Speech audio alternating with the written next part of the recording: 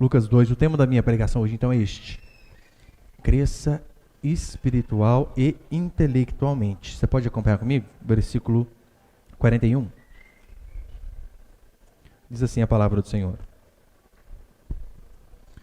Seus pais, falando seus pais, os pais de Jesus Cristo, era o contexto. Seus pais iam todos os anos a Jerusalém para a festa da Páscoa. Quando Jesus completou 12 anos, eles subiram para Jerusalém de acordo com o costume da festa. E passados os dias da festa, ao regressarem, o menino Jesus ficou em Jerusalém sem que seus pais soubessem. Pensando que estivesse entre os companheiros de viagem, andaram um caminho de um dia e passaram a procurá-lo entre os parentes e conhecidos. Caminho de um dia é cerca de 35 a 40 quilômetros que eles andaram para depois... Está faltando alguém. Verso 45. Como não o acharam, voltaram a Jerusalém em busca dele. 3 dias depois, eles acharam no templo, sentado entre os doutores, ouvindo e fazendo perguntas. E todos os que ouviam, lembrando, Jesus aqui com 12 anos, 12, entre os doutores, ouvindo e fazendo perguntas. E todos os que ouviram ficaram admirados com sua inteligência e com suas respostas. Quando viram, ficaram maravilhados, e a sua mãe lhe disse: Filho, por que fizeste isso conosco? Teu pai e eu estávamos procurando, muito ansiosos. Ele lhe respondeu: Por que me procuráveis? Não sabias que eu devia estar na casa de meu pai? Mas eles não entenderam o que lhes disse. E ele desceu com seus pais, indo para Nazaré. Preste atenção neste pedaço agora. E obedecia a eles. E a sua mãe guardava todas essas coisas no coração. Jesus crescia em sabedoria, em estatura e em graça diante de Deus e dos homens. Até aí, queridos.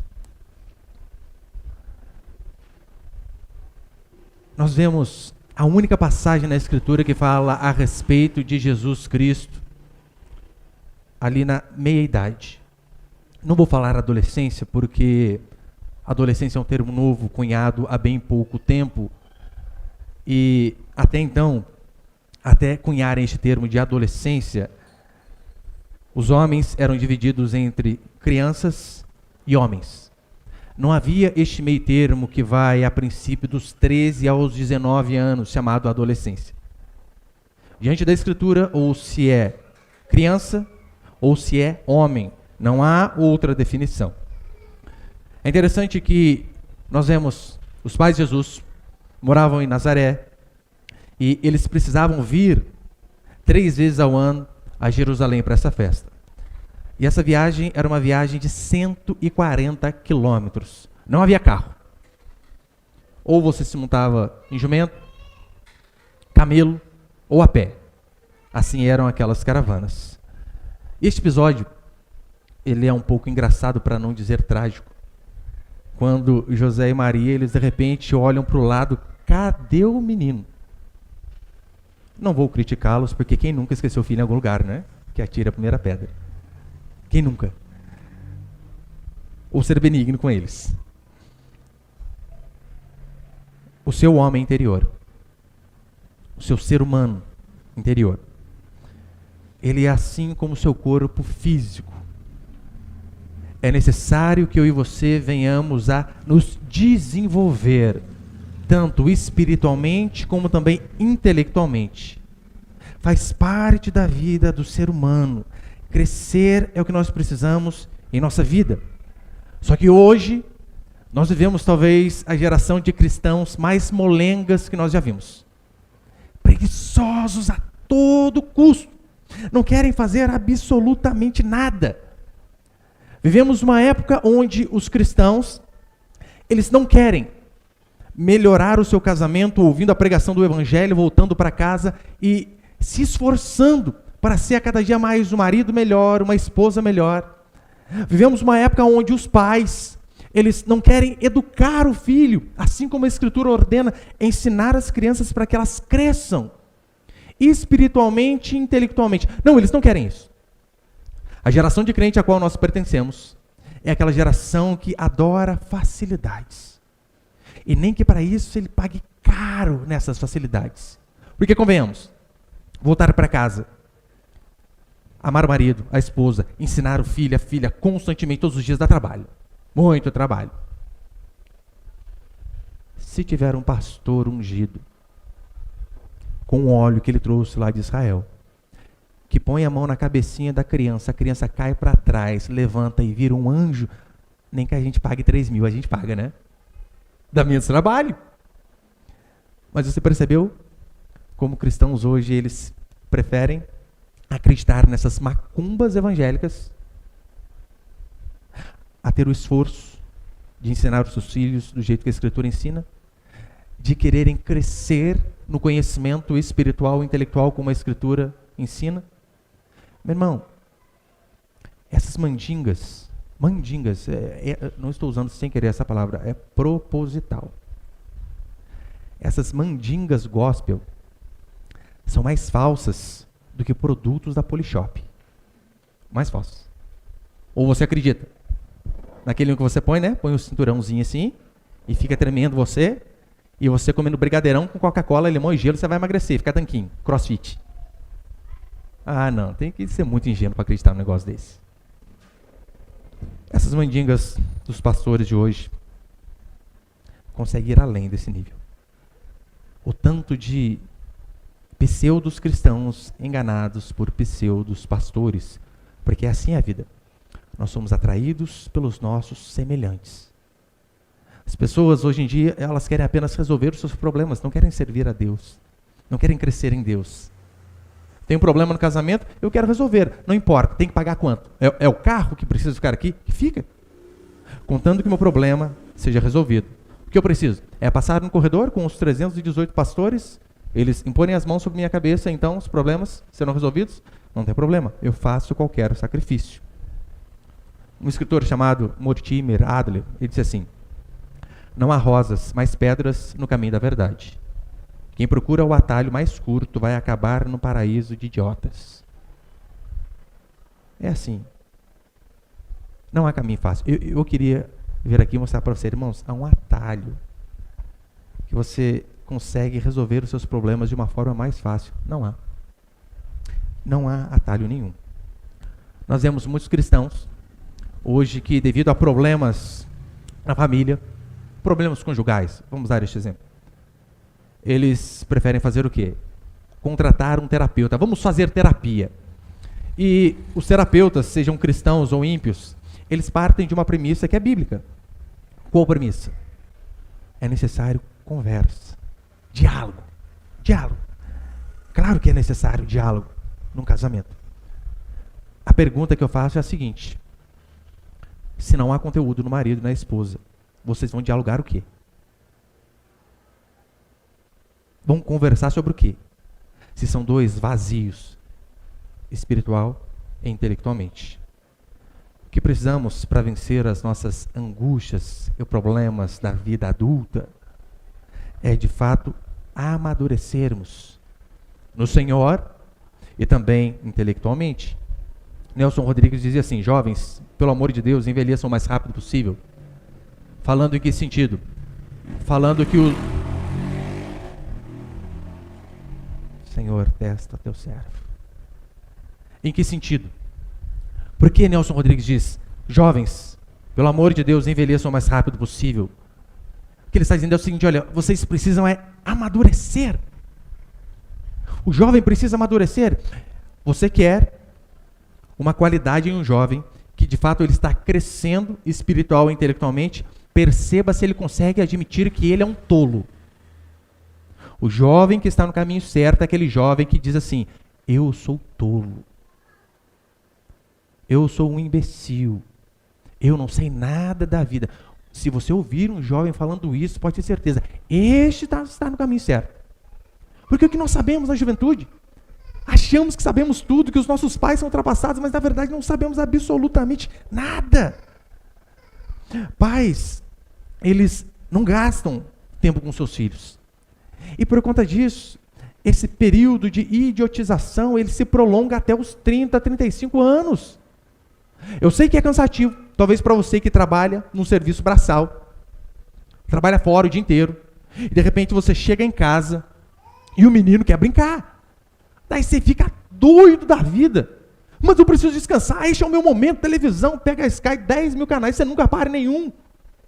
Só que vem falar para você, meu irmão, o seu trabalho não termina depois que você fecha a porta do seu escritório e abre a porta da sua casa. Não, ali começa de fato o seu verdadeiro trabalho. A sua família, sua esposa, seus filhos, é assim que funciona. Agora, quantos pais nós vemos que gastam um tempo enorme com banalidades, com coisas fúteis, não se dedicam aos seus filhos em nada, e depois ficam lá. Onde foi que eu errei? O que eu fiz de errado? Muitos não querem voltar para casa e se esforçar e ler a Escritura, porque, convenhamos, irmão, é trabalhoso. Estudar a Bíblia de uma forma decente é dolorido. Demanda esforço e tempo. Tudo que às vezes nós não queremos fazer. Perder tempo, entre aspas, e nos esforçarmos. Agora, neste processo de amadurecimento, seja de nós como seres humanos, ou seja dos nossos filhos, para que eles possam crescer, a família é fundamental. É de suma importância. Se não houver pais que se dedicam aos seus filhos a ensinar aquilo que de fato é relevante, aquilo que presta, não reclame do seu filho ser um Fiuk da vida, pedindo perdão por ser homem, hétero e branco, chorando aí nos quintais da vida. Não reclame. É necessário dedicação. Se você tem filho, você sabe como que é. O que uma criança, o que um jovem prefere? Ler a Escritura numa versão, não é essa nova tradução da linguagem hoje, que é muito fácil. Uma versão um pouquinho mais complexa, Almeida, Revista Atualizada, século XXI, que tem algumas mesóclises no meio ali, que até a gente dá um bug na mente, né? Consertá-lo-ei, perdê-la-á. Meu Deus, o que é isso? O que uma criança prefere? Ler uma escritura dessa forma ou assistir Jovens Titãs? Uma vez eu perguntei para meus filhos, o que seria o dia ideal para você? Primeiro, pai, nada de celular para nos acordar despertando. Não. Acordar natural. Televisão, chegar a almoçar, arroz, feijão, bife, batata frita, televisão de novo. Essa é a vida que eles querem. Essa é a vida que muitos têm. Eles não querem, naturalmente, se esforçar. Nós somos assim. Não queremos, naturalmente, nos esforçar. Agora, o esforço mental e moral, ele é de suma importância. E isso nossas crianças não possuem. Consegue perceber a importância do papel dos pais? Se você que tem um filho, você não preza pelo desenvolvimento espiritual e intelectual da sua prole, você está falhando como ser humano. Você está falhando absolutamente como pai. E então depois, você não vai poder reclamar.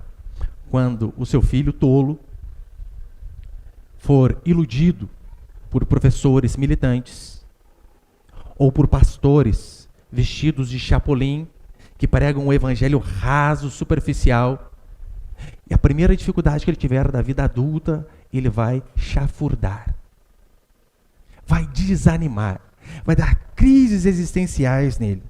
É por isso que esquerdistas eles querem destruir as famílias de todas as maneiras, porque eles sabem que um garoto tolo, imaturo, é presa fácil para que seja massa de manobra para esse povo perverso. Quer que seu filho tenha um bom caráter, um bom casamento? Seja alguém de caráter. Seja alguém que se esforce. E se você se dedicar, e quando eu digo se dedicar, não é você chegar amanhã, segunda-feira, e sentar e ler a Bíblia para o seu filho. Se você tiver um estilo de vida, de ensiná-lo, de se dedicar, de aprender juntamente com ele, é bem provável que depois de uns 15 anos ele comece a se tornar alguém melhor. Mas é necessário esforço e tempo. Eu quero passar aqui alguns princípios dessa noite. Então, põe o primeiro ali, por favor, Miguel. O primeiro princípio é o seguinte. Os pais de Jesus eram fiéis. Extremamente fiéis. A lei exigia que pelo menos 3 vezes ao ano eles saíssem de sua cidade, caminhassem 140 quilômetros para adorar a Deus. E sabe o que é mais interessante? Meu irmão, vamos lá. Eu não sei o irmão que vem mais longe daqui. Talvez foi o Rocha hoje, Lorena, né? sei quantos quilômetros dá de Lorena para cá. Tem ideia mais ou menos, Rocha? Não. Que uns 30? Pouco menos? Vamos arredondar aí, 30. Veio de carro ou de moto? Carro. Ar-condicionado? Não. Crematório igual o meu, né? A noite é mais tranquilo. Mas vamos lá. 30 quilômetros. Demora um pouquinho. Mas está no carro, sentado. Imagine os pais de Jesus Cristo. 140 quilômetros montados no lombo de um jumento. Devia até assar. Não tinha minâncora na época. Você imagina o desgaste. E sabe o que é mais interessante? Eles não falhavam. Quando tinha celebração, eles estavam lá. Olha o exemplo que eles davam para os seus filhos. Olha agora, a maioria dos pais como são. É uma simples dor de cabeça, ele é o primeiro a não vir ao culto. É qualquer coisa que surge, ele coloca Deus em segundo plano. E depois vai querer falar para o menino, para a menina, você precisa buscar a Deus, eles não vão. Por quê? Porque você não é exemplo. Como? Olha esse exemplo que nós temos. Você é exemplo para os seus filhos, como já disseram. O que você faz, fala tão alto, que os seus filhos não conseguem ouvir o que você diz. Não adianta você dizer algo com a boca, e nas atitudes, você agir de forma totalmente contrária àquilo que você professa, de forma oral. Não adianta. É necessário que os nossos filhos nos vejam orando de joelho no chão de manhã, que eles nos vejam constantemente com a Bíblia lendo, que nos dias de culto, eles nos vejam como os primeiros a estarmos prontos para cultuar a Deus. Bem, nós não somos exemplo, qualquer coisinha nós... Não, Deus entende, tem culto outro dia. Como? Se seus filhos tivessem a mesma fé que você tem, você acha que eles seriam bons crentes? Ou seria aquele crente mais ou menos? Se nós, sendo exemplos, falharmos, só um milagre mesmo, para que os nossos filhos andem no caminho correto. Só que o cristão moderno hoje, ele tem os seus subterfúgios. O que ele costuma dizer? Eu posso servir a Deus em casa. Claro que posso. Pastor, não fui ao culto, mas no outro dia, o YouTube, ó, estava lá. Vi os vídeos no Instagram. Eu consigo servir a Deus em casa. Mentira. Não consegue, de forma alguma. Eu sei que por conta da pandemia, nós vemos também muitos crentes mostrando a verdadeira cara, né? Qual o problema? Um culto com máscara, com distanciamento. Uma pessoa que vai a tudo que é lugar, vai ao supermercado, vai a posto de gasolina, vai à feira, vai em tudo que é lugar. Ah, não, mas o culto, cuidado, Covid, né? Mata. Só mata na igreja. Eu posso servir a Deus em casa. Eles tinham um mandamento. E eles eram irrepreensíveis quanto ao mandamento. Por que nós não podemos ser? O discurso moderno hoje é, pastor, mas nós não estamos mais na lei, estamos na graça. É mesmo. Paulo diz que a lei é boa. Então por que não podemos cumpri-la? Além do mais, eu já expliquei nas pregações de Romanos a respeito disso, o sentido quando a Bíblia diz que nós não estamos mais na lei, é no sentido de que a maldição da lei não está mais sobre nós, porque Jesus pagou o preço em nosso lugar. Isso é não estar sob a lei. As condenações da lei não pesam sobre nós, porque Cristo Jesus pagou este preço. Agora, olha como são hipócritas os crentes de hoje. Ah, não estamos mais na lei, estamos na graça. Isso diz o crente que ele não quer cumprir os mandamentos da lei, mas ele reivindica todas as promessas do Antigo Testamento. Não, os mandamentos não, mas as promessas essas servem para hoje. Consegue perceber a hipocrisia? Hipocrisia pura. O Antigo Testamento diz, não matarás, por conta disso. Ah, não estamos mais na lei, vamos sair matando? Atropelando todo mundo que quisermos? De forma alguma. Não é novo as pessoas dizerem assim, ah, mas Deus não habita em templos. Já viu esse papinho de desigrejado? É claro, Deus não habita neste salão, em termos de estrutura física. Igual esse dia eu estava lá embaixo com os irmãos aí. Nós temos essa plataforma aqui, que é um pouco mais alta. Com qual objetivo? Apenas para vocês me verem melhor, porque eu sou baixinho. Apenas para quem está aqui na frente poder de fato olhar toda a congregação e para vocês também poderem ver, porque se ficamos no mesmo plano, as pessoas do fundo não veem. Apenas por isso. Eu falei, irmão, a gente precisa, vamos lá arrumar o palco. Pastor, palco é para show, é altar. Mas a nomenclatura não importa.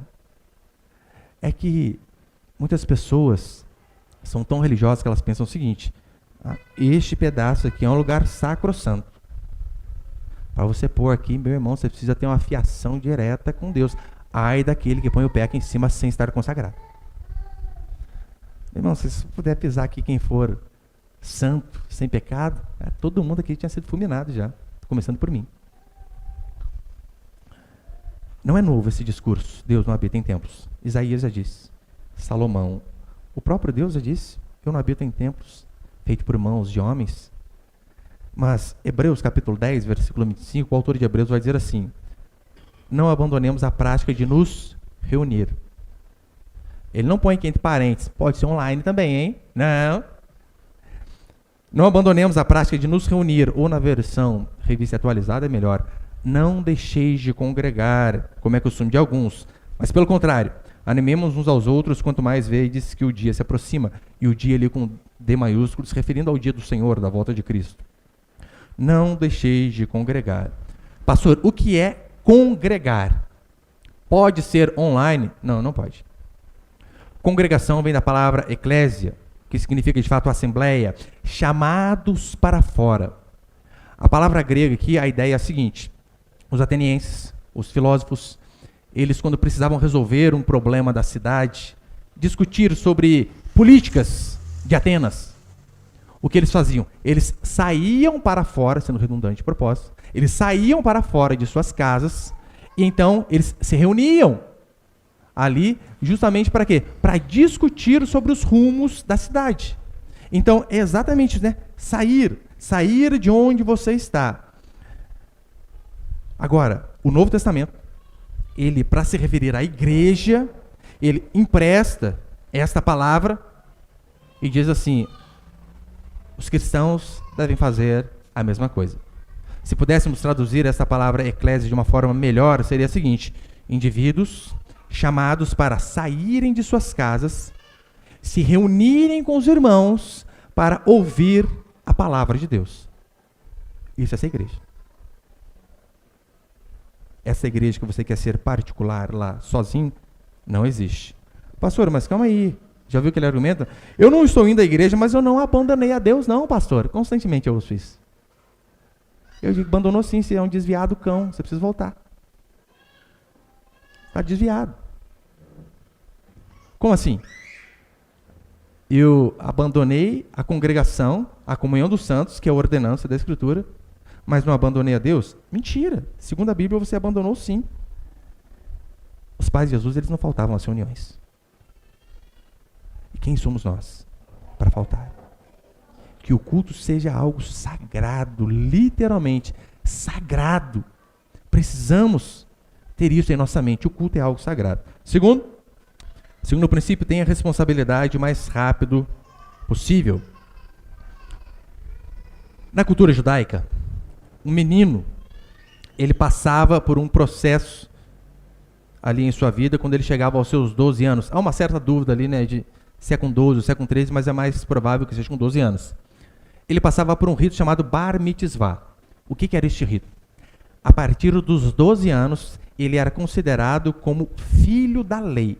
A partir dos 12, o menino tinha responsabilidades e seria tratado como homem, diante de Deus e diante das pessoas. 12 anos.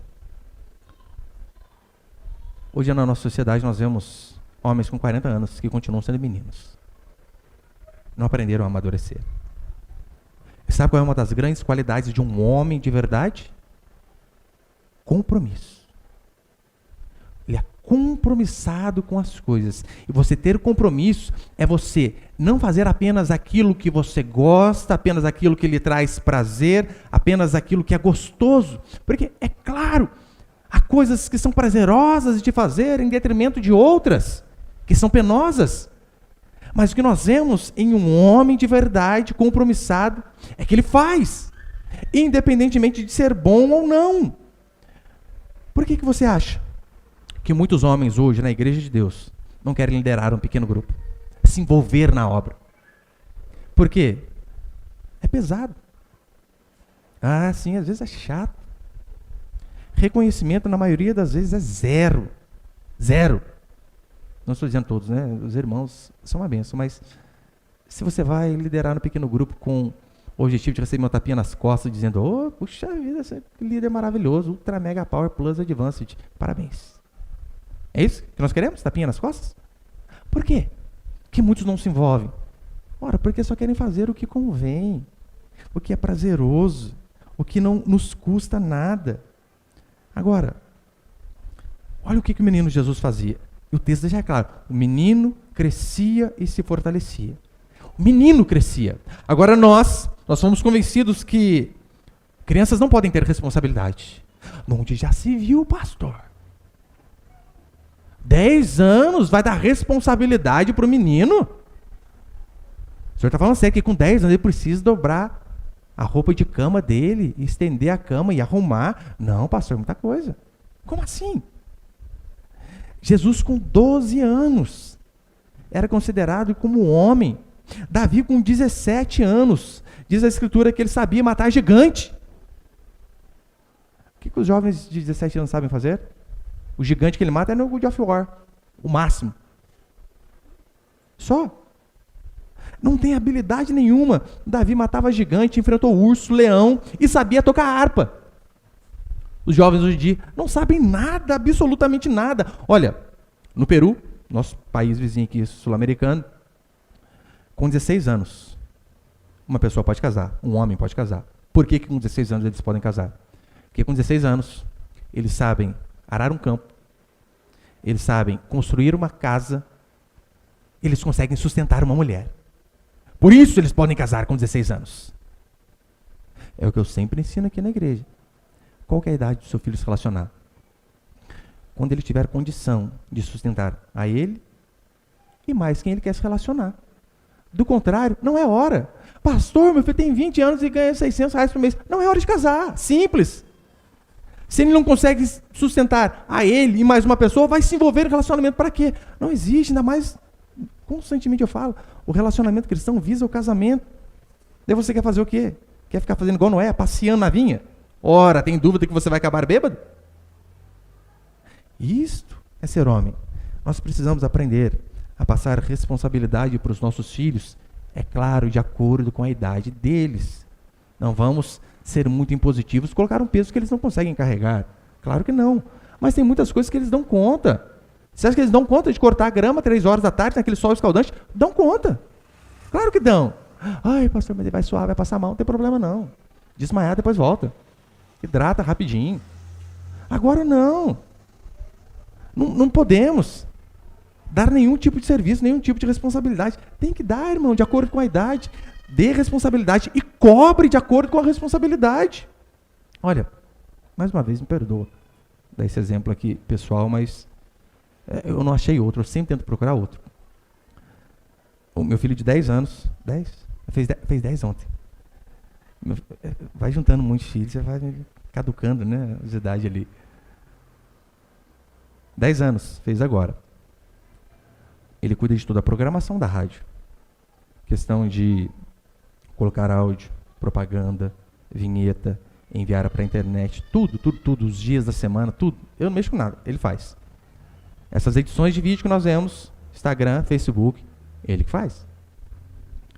E é trabalhoso. Quem mexe com edição sabe, é trabalhoso.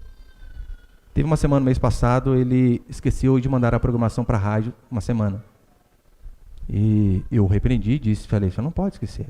Porque se você esquece, o dono da rádio, ele repete um mês. E fica a mesma pregação de novo. Não pode esquecer. Pai, me perdoa. Claro que perdoa.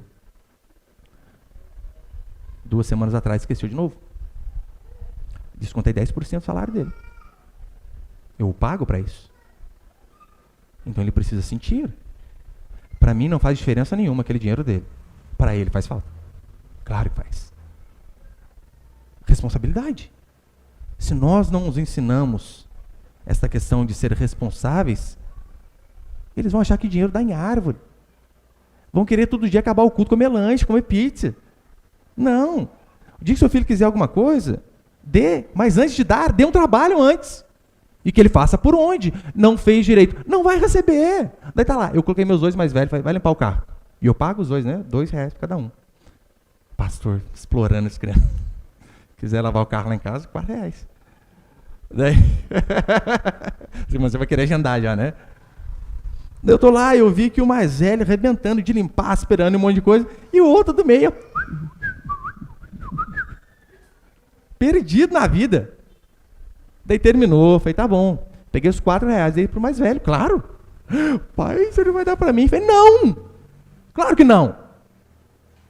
O seu irmão fez o seu serviço, ele vai receber o seu dinheiro. Vai ficar sem.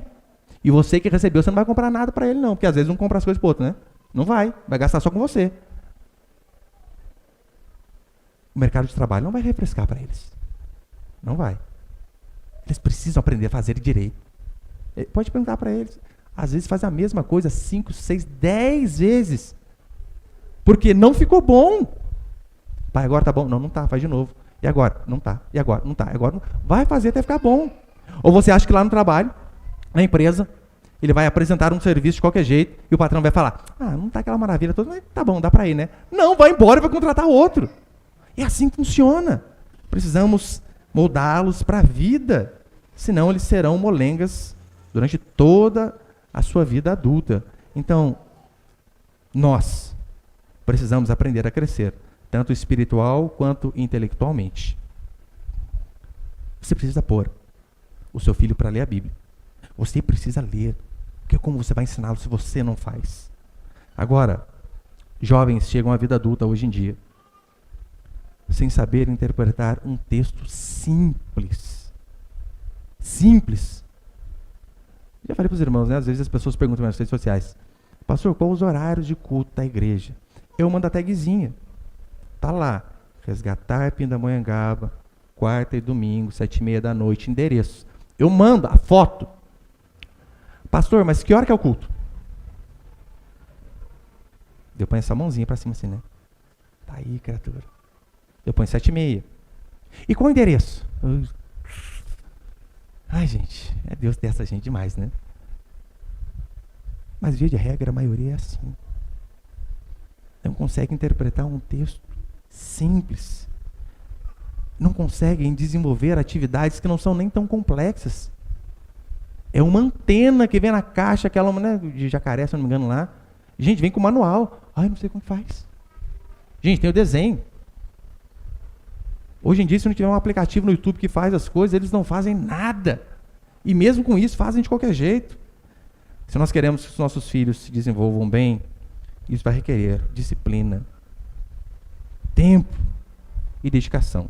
Terceiro princípio, Jesus tinha pais comuns. Porque talvez você pense assim, pastor, Jesus, ele era um cara super para frente, por quê? Ele era Deus. Mas lembrando, ele era Deus e era homem também. E os seus pais não tinham nada além daquilo que nós temos, a não ser o temor a Deus. É isso que nós temos, é isso que eles tinham. Eles não tinham qualidades muito acima disso, não. A maioria, sem estudo, sem nada. Carpinteiro, meu irmão. Maria, dona de casa. Mas eram tementes a Deus. Nós vemos o texto falar sobre Maria. As pregações anteriores eu disse sobre ela que Maria foi fiel a ponto de colocar a sua própria vida em risco. Por quê, pastor? Ora, ela diz, estou grávida. E não era casada. A lei punia a mulher adúltera com apedrejamento até a morte. Maria mesmo assim disse, Senhor, que faça em mim a tua vontade. Não sei como eu vou explicar, mas é assim que o Senhor quer, assim eu farei. Ela podia morrer. Literalmente podia morrer. José também foi tão fiel quanto. Porque olha, se Maria adulterou e engravidou, ela engravidou de alguém. Ora, de quem? Só podia ser do noivo. Além do mais, imagina Maria dizendo, não, eu estou grávida do Espírito Santo. Imagina os amigos de José. E José, quem que é esse Espírito Santo aí? Fala para nós. Mora qual rua? Podia ser o primeiro galhudo da história, né? Na lei, os adúlteros, eles tinham que morrer. Maria e José foram fiéis. Mas ainda assim, eles eram pessoas humanas, como nós, aqui. Meu irmão, eu vou me esforçar para ser o mais benigno possível com José e Maria. 3 dias até eles encontrar o filho de novo. Que pai e mãe que é esse, gente? Que anda 40 quilômetros. Oh, gente, já está faltando alguma coisa. É o seu filho? Não, filho de Deus! Gente, perdemos ele, volta. Você imagina. Mas vamos lá. Havia um costume naquela época de quando essas caravanas viajavam, as crianças ficavam na parte da frente com as mulheres e os meninos, já que tinham passado pelo Bar Mitzvah, já na idade de 12 anos, ficavam para trás com o homem, com o marido. Vamos aqui dar, né, o benefício da dúvida. Jesus estava nessa idade indo para lá. Vamos, na melhor das hipóteses, pensar assim. Maria está indo à frente sem o menino. Pensando, Jesus está com José lá atrás. Claro. E José também estava ali indo, sossegado sem o menino, pensando, Jesus está na frente com Maria. Sendo bem benigno. Mas ainda que nós sejamos o mais benigno possível, eles foram displicentes como pais. Displicentes. Um parênteses. Você vê às vezes os católicos orando para Maria, Maria, cuida de mim. Gente, não cuidou do menino. Um só. Gente, vai cuidar de você? De um monte. Fecha parênteses. Mas olha, não importa o que tenha ocorrido, eles foram displicentes. Ainda que eles ficaram pensando, José, né, tá com Maria lá na frente, e Maria tá com José lá atrás. Calma aí, você caminha 3 dias e não pergunta para sua esposa se tá tudo bem com seu filho? Você não dá uma corridinha lá, tá tudo certo aí, amor, com você, com a criança? 3 dias! Mas a segunda debilidade deles foi ainda pior. Sabe qual foi? Lembra que apareceu o anjo a Maria e disse que ela teria filho. Depois ela viu Zacarias falar do menino. Ela viu Isabel falar do menino. Ela viu os pastores falar do menino. Ela tinha todo esse testemunho aí. Ainda assim, diz a Escritura que eles não compreendiam o que Jesus falava. Porque Jesus deixou claro, como nós lemos, vocês deveriam saber que convinha eu estar na casa de meu pai. Por isso que ele estava ali no templo. Jesus, com 12 anos, ele tinha certeza de quem ele era e de qual era a sua missão. Mas ainda que os pais deles tenham falhado, e de forma grave, ainda que os seus pais tenham falhado com você. Eu já ouvi cada história de pais que falharam muito. Nós não podemos colocar o resultado de uma vida miserável que nós temos na conta dos nossos pais, porque eles erraram. Não, não podemos de forma alguma. É claro, nós colhemos os que nossos pais plantaram? Claro que sim. Em certo sentido, sim. Se o seu pai era alguém que tinha uma certa habilidade com finanças, com negócios, e ele pode ter deixado para você casa, alguma coisa assim, para que você case e já esteja na frente dos outros, claro. Se o seu pai, a única coisa que ele tinha de herança era dívida, as dívidas dele também passam para você. Mas, no final das contas, nós somos os responsáveis por nossa vida. Nós temos essa responsabilidade, não podemos culpar. Não é porque os seus pais foram divorciados que a sua vida está fadada também ao divórcio e ao fracasso. Não é porque você teve uma vida de ignorância que os seus filhos também precisam dar no mesmo caminho. Nós podemos sim reverter a história ruim que nós tivemos por conta de falta de sabedoria dos nossos pais, ou até mesmo porque foram pais maus para nós. Claro que podemos reverter. Se há arrependimento da nossa parte, fé em Cristo Jesus, não há problema. Ainda que nós tenhamos herdado um campo ruim, é claro que Deus é poderoso para que este campo ruim possa se reverter em bênção, ou ainda que nós não tenhamos herdado nada. Por que Deus não nos pode fazer avançar e prosperar mesmo sem ter tido nada que vieram dos nossos pais? Claro que pode. Pastor, você está dizendo de algo material? Sim, claro. Qual o problema? Não podemos polarizar as coisas. A teologia da prosperidade, ela vai para o extremo de que você só é crente se você tem bens materiais. Está em dificuldade, você é um pobre, miserável, quebrado, está em pecado. Está com dívida, não é próspero, pecado. Eles endeusam dinheiro. Mas nós também não podemos ir para o outro lado, do lado franciscano, que demoniza o dinheiro, achando que o dinheiro em si é mal. Quem disse? Não é. E é claro, ainda que nós tivéssemos uma vida toda ruim e bagunçada por conta de nossos pais no passado, quem disse que Deus não pode nos abençoar financeiramente? João disse que nós devemos orar por isso. Ele diz assim, olha, eu oro para que vocês sejam prósperos como é próspera a tua alma. Agora não, os crentes reformados acham que não pode orar para ser próspero, porque é pecado. Leia sobre os puritanos. Os puritanos calvinistas, eles eram extremamente prósperos. Por quê? Porque eles de fato faziam todo o trabalho para Deus. E a consequência de você trabalhar da melhor maneira possível é que você vai prosperar. Conversava com o irmão umas 3 semanas, ele me levou à empresa dele, nem é da nossa igreja, ele me levou à empresa dele e disse assim, pastor, eu nunca tive nada,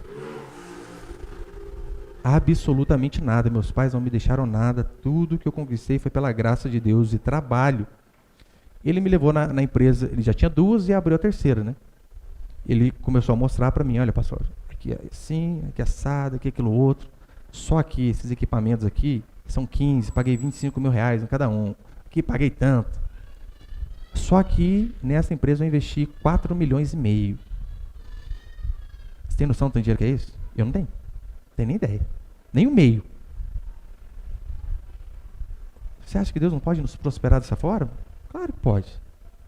Mas ele o tempo todo dizendo, não, mas não é, a minha felicidade não está nisso daqui. Se precisar eu vendo tudo também, não tem problema não.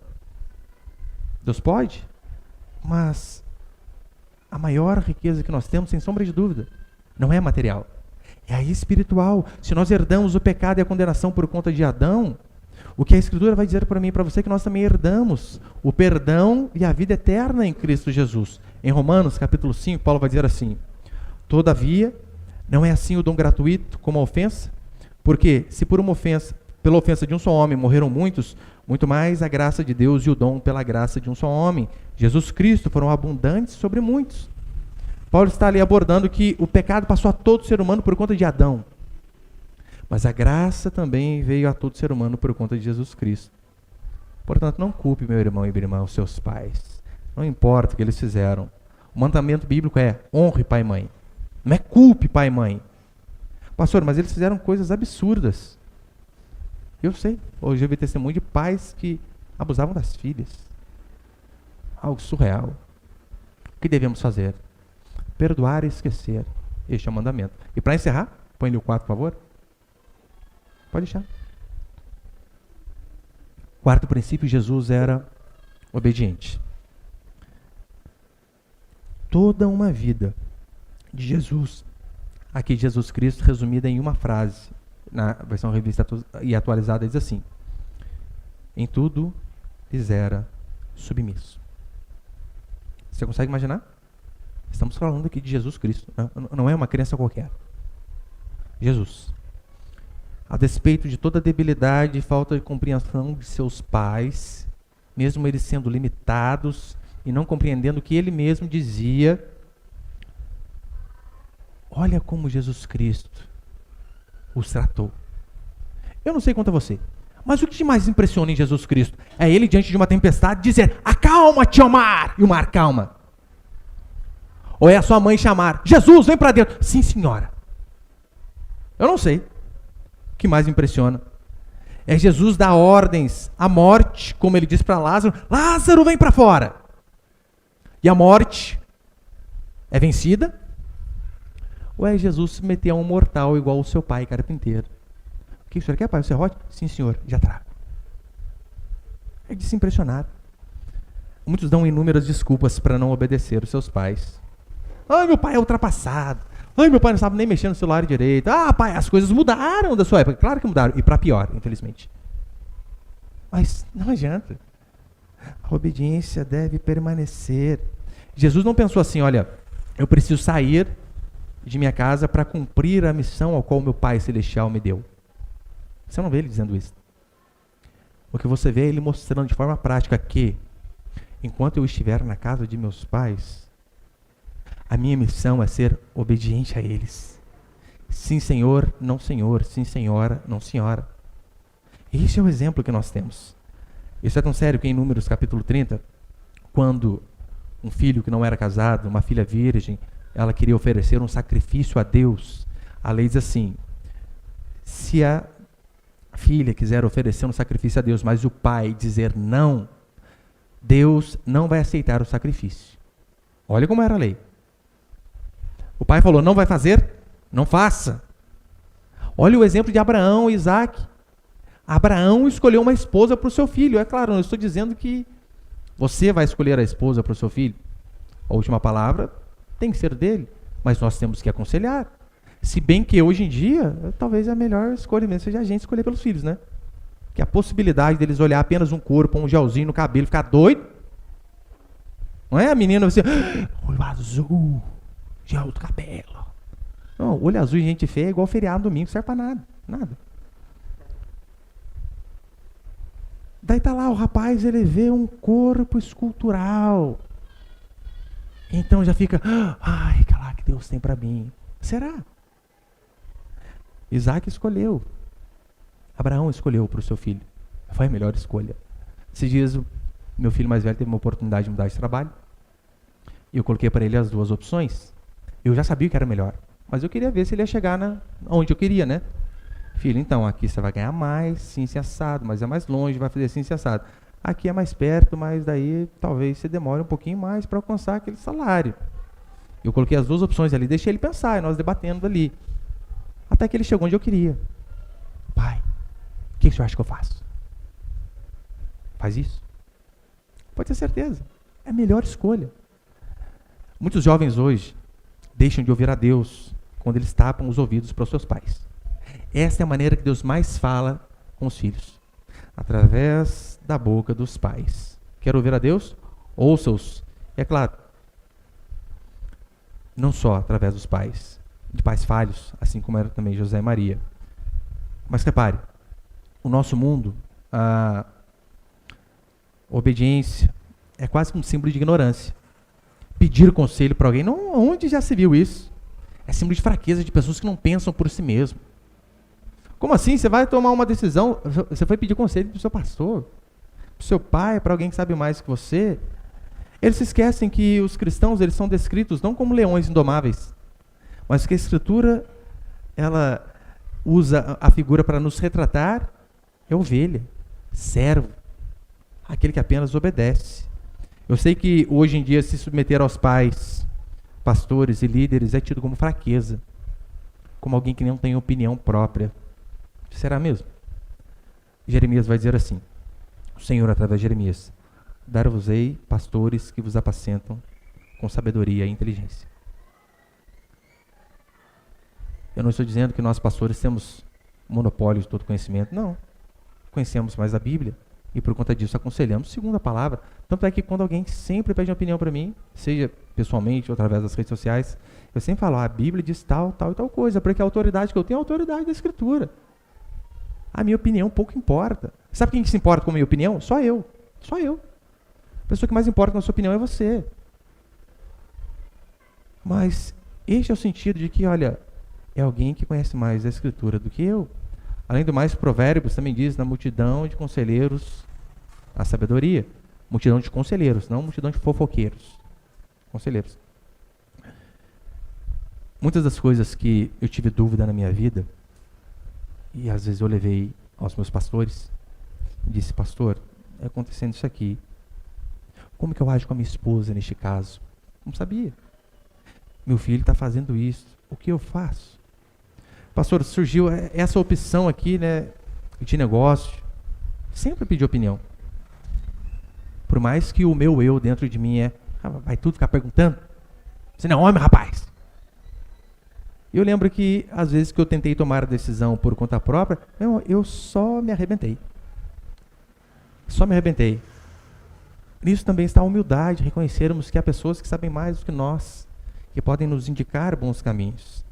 Que Deus nos dê a graça, de fato, de seguirmos o padrão de Jesus Cristo, que obedecia, se humilhava, e Ele era Deus. Quem somos nós para achar que temos todo o conhecimento? Que o Senhor possa dar a mim e a você, irmão e irmã, um coração humilde que, diante daquilo que dá certo, Ele dá glória a Deus, e diante daquilo que dá errado, Ele veja, puxa, Será que eu não precisei orar um pouco mais, pedir um pouco mais de informação? Que sejamos homens e mulheres fiéis a Deus, assim como nós vemos o exemplo tanto de José, de Maria, de Zacarias e Isabel, porque quando nós obedecemos a voz do Senhor, ainda que venhamos andar por caminhos difíceis, porque não estamos isentos disso, pode ter certeza, o Senhor vai sempre nos mostrar o melhor caminho. Amém, meus irmãos?